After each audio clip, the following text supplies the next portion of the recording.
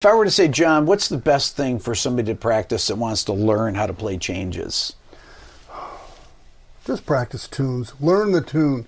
Really learn the tune. You know, I mean, like if what was I playing before? A blues, right? Yeah.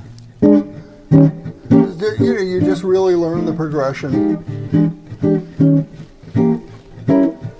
It's a 12-bar blues. And we're keeping the groove going. Now...